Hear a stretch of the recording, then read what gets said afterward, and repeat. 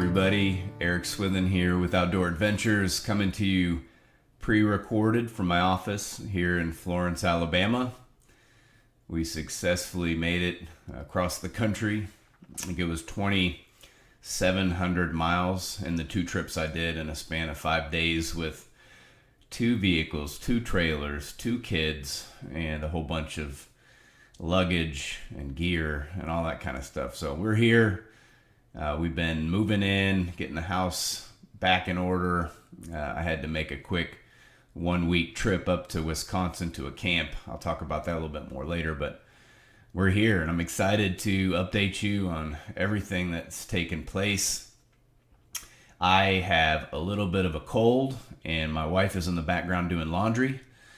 And so if you hear weird noises and if I sound nasally, welcome, this is real life. So I love you. I'm excited to update you and keep you filled in. And the problem I'm running into, maybe you can offer me some advice, is that we have too much to report. There's just too many details, too many numbers, too many things to celebrate to cover all of it. And that's going to be an increasing problem. We're serious about erasing the fatherless epidemic through mentorship.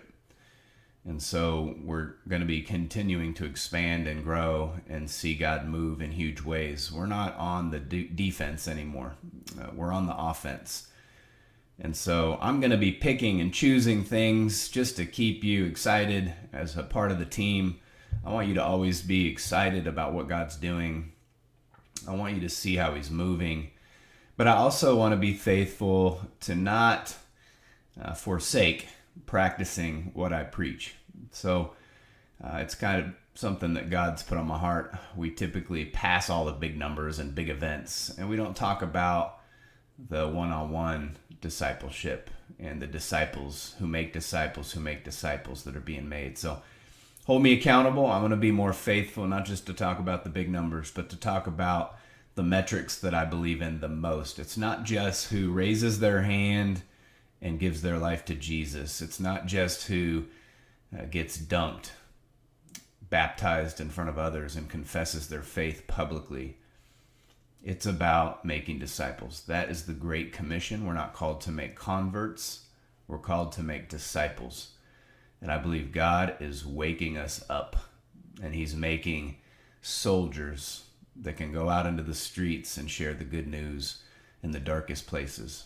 So, here we go. I'm going to fly through these things. You're welcome to scroll down in the email I send out. There'll be pictures. There'll be more details that aren't shared in this video. But I'd like to provide both options, okay? So, Dulce, New Mexico, the Jicarilla Apache Reservation has been something God called us to. We have fallen under the leadership of Pastor Rudy, and God just continues to move. We had a second round of baptisms, and there was like 2 or 3 baptisms scheduled, and once again there were over 20 that were performed.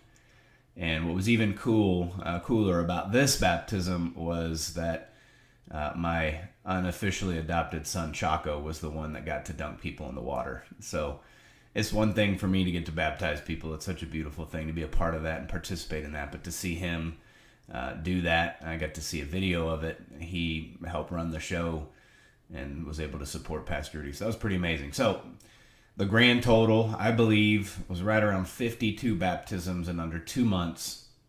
And then as I left Dulce, one of the last things we did, Pastor Rudy and I put together a leadership training to make sure that there's leadership in place in the church.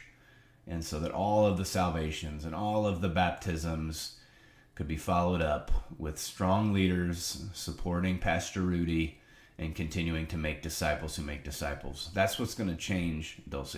So celebrate with me there. That is about as cool as it gets. That's a lot of people, and we're seeing a lot of traction.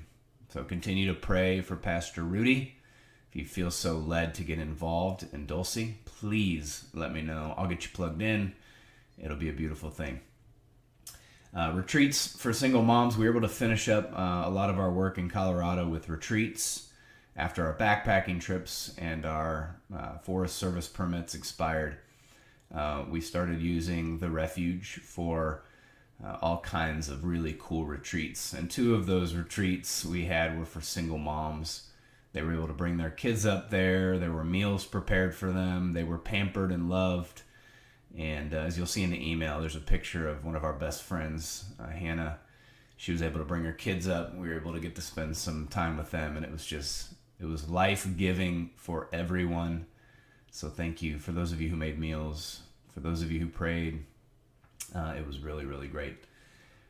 Sharpen Recovery. This is a new partnership out of Houston, and I'm pretty excited about it. It was an opportunity that fell into our laps. We had a, long story short, God just moves in the coolest ways. We had a donation come in that was like very specific. I was like, and I get these sometimes, and I'm always like, all right, what's the deal with this specific number? And then literally hours later, there was a request to help out with a recovery home in Houston. And essentially it's run by friends of our friends. So I called my friends and said, hey, you know about these people, what's going on here? And as it turns out, the amount of money they needed was pretty close to what we had just gotten, like really close. And not only that, but a lot of these women who are trying to overcome addiction, whether it's alcoholism or drugs, they're single moms. And so this ministry in Houston has a home for them to go to and to get help so that they can quickly get back on their feet and be the mothers that they're supposed to be. So we had a chance to partner with them, and I'm excited to see where God leads us. More and more, we're helping out in the arena of single moms. We will always maintain our bread and butter, which is the fatherless. But along with that, we just see such a great need to disciple the whole family and support the whole family. So next on the list, Fellowship of Camps for the Fatherless. So I was invited by Psalm 68:5, one of our dear partners. That's led by Brian Johnson and his mighty sidekick, Stephen Foster. They invited us to an extension campus of Wheaton College. So we went up to basically the Three Lakes region in Wisconsin. It's northern Wisconsin. And it's a leadership development camp that Wheaton uses to develop leaders, offer camps and retreats, offer training. And so we were able to use that camp. We had camps from west to east coast show up, and it was pretty amazing. I had a chance to share on stage with all the camps that were able to come. And my focus was essentially the workup before you host a fatherless camp, getting the mentors ready, doing pre-camp training, setting expectations, and then after camp, the follow-up.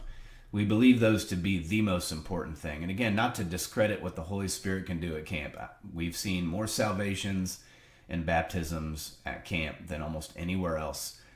I think where we could improve is the follow-through, making sure that those kids that experience God and encounter God have some great follow-through. So it's pretty crazy. You know, one minute I'm watching Dr. Riker, the president of Wheaton, talk on stage, and Brian Johnson, and just some of these spiritual giants that really love Jesus and have a heart for the fatherless. And then they call little old me up there to share some of my wisdom and experience from running fatherless camp. So what a great opportunity. And some of the lessons that came out of that were life-changing and profound.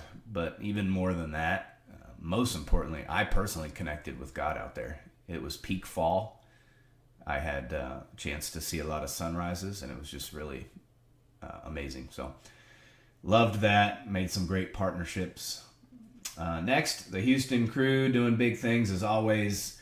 You can read in the description on the email, hosting events, getting the kids plugged into service, not just consumer Christians, but these kids are serving and plugging in to discipleship, discipling others. So big props and a shout out to Thomas Oskamp, the director of Texas operations. He's kicking butt and taking names. Continue to pray for him. And he has upcoming events. And so you can see some of those if you read down in the email. Northern Iraq. So here, let me celebrate one of my unofficially adopted boys. His name is Caleb. He's amazing. He just turned 18. He's actually been accepted to Wheaton College, and he wants to do full-time ministry specifically with the fatherless and with single moms. He had a chance to go with me to the Honey Rock Camp up in Wisconsin, so we had some good time together. And it was great because he just got back from doing missions work in northern Iraq. So kind of nerve-wracking. There was a drone strike from the bad guys right where he was at, basically. And, obviously we're worrying and praying for him, but he went up there and helped open up a community center in a pretty rough area. If you want to hear more about that, I included a website of the ministry he was up there supporting in the email. It's pretty amazing. Number 7, Stephen. Everybody knows him as Chaco. I included a video of Chaco basically saying, I quit my job, I moved into my van, and I want to be a full-time missionary for Outdoor Adventures. So he is one of those guys that can go anywhere, anytime, because he has this amazing, it's really like an RV, and he's currently fundraising his salary and his humble servant heart. He's willing to do anything. He's not just a guide for our backpacking trips in the summer. He's willing to preach the gospel and get his hands dirty. So he's currently living with me. Caleb will be living with me this winter as well. Last night, Chaco and I had a chance to go to the Rescue Me project in inner city. It's kind of on the line of Sheffield, Alabama, and Tuscumbia. And we started our volunteer process for helping out and spending time with kids and helping that ministry get to the next level. So be praying for him. You can follow him on YouTube or whatever the case may be, but I'd encourage you to follow him. He's 23 years old, and he's fired up. He's ready to really serve God with everything that he has, which is a beautiful, beautiful thing. So I'm so proud of him. Number 8, this is too good not to share. So this comes out of Houston. It's actually Brookshire, Texas. Our dear partners at Eyes on Me, like I've always said, they're one of my all-time favorite ministries. They're doing unbelievable things. If you're not following them, you should follow them. But one of the kids that came out on Walkabout, his name is Julius. I believe he's in 8th grade. He graduated Walkabout. He had an encounter with God. He gave his life to the Lord while he was in Colorado. He got baptized. And so this report came in. I just wanted to read it to you. You can read it in the email as well. And this came from Ba, his mentor. He gave his life to Jesus and got baptized during Walkabout, and now we're seeing the divine transformation inside and out. Julius came to me today and said this: since I got baptized during the Colorado hiking trip, I've changed so much, and it's really blowing my mind. I used to speak a lot of profanity, but I stopped talking that way, and I even find myself telling my friends to stop cussing. I'm trying more and more to read God's word and pray. So this kid is pursuing Jesus. He's noticing the change in his inner man because of the Holy Spirit and the sanctification that takes place. And so what we're seeing, just to remind you, backpacking, who cares? Like, it's backpacking. But as a tool that we've seen long-term fruit now, we've been doing this since 2014, but we're not the first to do it. We're seeing tremendous long-term fruit. We're seeing mentors bond with their students, and when they go home, deeper discipleship takes place. We're seeing commitments to Jesus, but we're seeing follow-up for years to come. So just a cool story. We see these all the time, and sometimes it's like, man, I always talk about the big numbers, but I want you to hear about the follow-up after the trip, years down the road. When Outdoor Adventures is 20 years old, it's going to be run completely by people who've graduated through Walkabout and grew up in the ministry, because that's our model. That's Jesus's model. That's Paul's model. And so I'm just excited. I want to share those stories along the way. And another one-on-one story. Hunter is one of my sons. He asked me to be his dad. I said yes, yes, yes. And so I had a chance to spend time with him in Colorado. We went on an ATV trip out into the woods. We hiked way out into the woods after that, and then I showed him one of my secret waterfalls. We ended up catching a bunch of trout, and we just bonded. It was a fun day. We ended up getting rained on and hiking out in a big storm, but it was more than just fun. We went deep. We had a father-son talk or two or three, and I had to a chance to really disciple him. And we talk, not every day, but we talk pretty regularly, at least through text message. And so I'm excited. That was kind of my finale in Colorado before we moved back out here, just to get to spend time with him. It was pretty awesome. Upcoming events to pray for. I'll try to go through these quickly again. Read the email. I can't give all the details, or this video is going to be an hour long. Pray for our Appalachia backpacking trips and retreats. The Haven, which is what we call our base camp here, is our schedule's filling up very quickly. We're really excited to hang with Rex Newton and a couple of my sons, a couple of the guys he's mentoring, and get out and start to see the country here a little bit and pour into people and grow. I'm a big fan of Rex Newton, so I can't wait to hang out with him and just build that friendship and see how we can serve him and bless him. So be praying for those trips, praying for our safety, praying for deep relationships and all the details that go into it. Next is Fernway Outdoors in Baltimore. I included a video update from Eric Sorrell and also a flyer of upcoming events. Check that out. The guy is doing big things. He continues to do big things, and we just need to pray for him. Like, he barely needs anything. He doesn't need a whole lot of support. I mean, he's rocking and rolling, but we need to pray for him big time. That's our role. Pray for him. I plan on sending some of our kids out there to help out, do some internships. Possibly I might go visit as well in Baltimore. But yeah, we need to stay in tune with what he's doing and continue to lift him up and support him any way we can. Kind of a local prayer request. Please pray for deceased Officer Nick Rissner. He was just killed in the line of duty right where we're serving, basically, and kind of a rougher neighborhood. And it was literally like a couple days after we'd gotten here, this happened. And man, it's devastating for his family. Can you please pray for him? He was a young guy. Number 4, please pray that God would give us discernment on how to serve in the youth ministry with Woodmont Baptist Church. I feel called to help out in some way. Pastor Jared Grimes is such a solid dude and a good friend, and I just want to help him in any way that we can, and hopefully plug a lot of that youth into serving and being missional in their mindset. I think that's the catalyst for deep discipleship, is getting people plugged into mission. It always has been and always will be. Everything preceded by prayer, everything followed with mission. Number 5, please pray for God to give us discernment on how to best serve at the Rescue Me Project. Again, like I said, Chaco and I were there last night. We signed up to volunteer, whether I'm driving buses, teaching, or whatever the case may be. We just want to be the best servants that we can. That's how you lead like Jesus, as you wash feet. But I really feel called to help Dwayne get fully funded so that he's a full-time missionary running this thing. He has so many kids and so much staff and so many volunteers. Like, I don't know how he's doing it part-time. So I want to just help him get to the next level. And then when we back out of that project, he's on his own 2 feet and just thriving. And so if we can help and play a small part in that would be pretty awesome.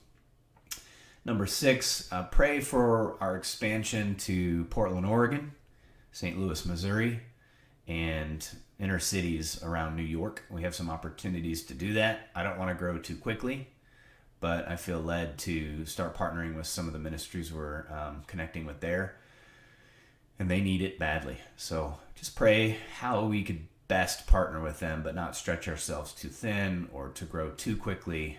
As one of my mentors, Jeff, says, walk before you run, and don't forget about your bread and butter. So we want to just be wise, and ambition can sometimes cause us to grow way too quickly, and that could be detrimental. So help us discern. Again, one of the greatest things you could do for me is be praying for a lot of these things. We have got to hear from God and be led by his Spirit, period. Next, pray for a successful completion of our documentary. We've got a few more film days. I'm hoping to have this thing completely wrapped up and a finished product by the end of winter. Pray specifically that God would use the documentary to mobilize the church for the mission of the fatherless, according to James 1:27, the great mandate. Next, please pray for favor with the U.S. Forest Service. I don't want to complain too much. Maybe it's God closing a door. I don't know. But the Forest Service has been very, very difficult to work with. They say that part of their mission is to have minorities in the forest and to do good things. But at the end of the day, they changed their laws and their rules because of how we operate. Our kids don't pay anything to the nonprofit, so we're not technically an outfitter. They changed everything, sent us a legal demand letter requiring that we get permits. And so now we have to get permits, which, okay, no big deal, right? But it is a big deal because then their next statement was, but we're not guaranteeing that you'll get permits. So it's first come, first serve. We have to get permits. We may not be able to get them. They may not give them to us. And then when they do give them to us, like this last summer, it was not nearly enough. We were having to turn kids away. And so, and obviously this year our demand is way greater. We could literally do twice the amount of walkabouts without blinking or batting an eye. So please pray for that relationship. Pray for the Forest Service, that God would give them a heart for the orphan, and that they'd make an exception considering how different we are and what we do. Next, we have a Single Moms Ministry event. It's hosted by Overflow Ministries, one of our best partners on the planet, run by the one and only Natalie McGeehee. Please be praying for the success of that event. There's a flyer attached to the email. We might have a chance to actually speak in the event on a panel, which would be pretty cool. And again, we are able to take a lot of those kids from the single mom and pour into them. So that's a big event for moms to be blessed and encouraged and edified. Just pray for the success of that. Pray for Natalie McGee, who's probably running around like a headless chicken right now, doing a million things at once. So pray for her sanity and her rest. And then last but not least, just on a personal note, you all typically are asking on a personal level what I need prayer for. Quite a few things. Obviously, my dad, when we got back here, I was able to go to the cancer center with him the other day, and man, he's having more bad days than good days, so he's hurting, and it kills me to see him in pain and not living a good quality of life. So if you could pray for him, that would be really cool. As far as my health, I have felt your prayers. I am honestly feeling way better. I was diagnosed with rheumatoid arthritis a couple months ago. I haven't really told anybody that, but I was looking at the medication they're trying to give me, and the side effects are bonkers. I was like, no. Like, I've got to get my eyesight checked every month because it could make me go blind, this medication. And so I'm trying different remedies that friends have offered me, and been exercising and been praying and just watching what I eat and that kind of stuff. So I'm actually feeling a lot better. Thank you. But continue to pray for that. I'd like for the Lord to just totally heal me. That'd be great. And then pray for our houses and our stuff. If you don't know, we had a garage fire in Colorado that came with a $7,200 deductible. And then when we got back here to Alabama, I had a squirrel eating my electrical in my attic. We had an air conditioning unit that was overflowing. And the list goes on. Now my refrigerator is leaking all over the floor. So, first world problems. I'm not meaning to complain, but I sure would like to spend less time spending money on my stuff and maintaining my stuff, and more time in ministry and spending time with my family. So if you could pray just for the protection of our stuff to stop breaking, and pray for an exorcism against the squirrel. I've named him Terminator. He's chewed through our ceiling. He's nuts. I'm usually good at trapping animals, and I haven't been able to trap this guy yet. So please pray that God would strike him with a lightning bolt as he's climbing up a tree that's far away from my house, so we don't burn down our house doing that. So that'd be great. Thank you. I love you guys so much. I can't say thank you enough. There's nothing I can do to communicate what's in my heart towards you. My gratitude is overflowing. I can't believe it. I mean, we're pretty much funded for this year. We're short $930 ish. In fact, I think I had something come in, so I think it's more like $890 or $880 a month reoccurring that we need to be able to make payroll every month. So we're almost there on our monthly funding. And then our funding for events, which all of our one-time donations, what we use for that.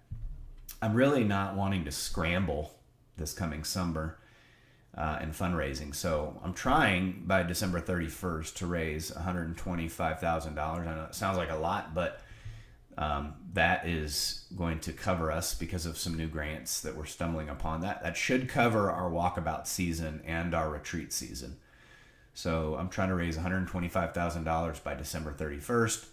And then, of course, there are literally 4 missionaries right now that we could fund for monthly reoccurring donations so they can be freed up to do ministry full time. They feel called to do that, and the results from that are much greater than being bivocational or trivocational. And it's biblical. Don't muzzle the ox. I would encourage you, check it out. It is very, very biblical for this sort of thing. So thank you. Thank you for what you've done. Thank you for your prayers. Thank you for giving so generously and selflessly. Thank you for your encouraging text messages and always checking up on us. Thank you for the meals that you drop by. Except for Connie Davidson. I probably weigh 15 pounds more than I need to because that woman would bring cookies all the time. So Connie, no more cookies. Bring me salad. Love you. Apart from that, I'll let you guys go. We'll see you next month when I put out another update. Until then, God bless you. If you need anything, you want to know more about what we're doing, you want to get into the details, you want to get involved on a greater level, please don't hesitate to hit me up. You have my number. Love you.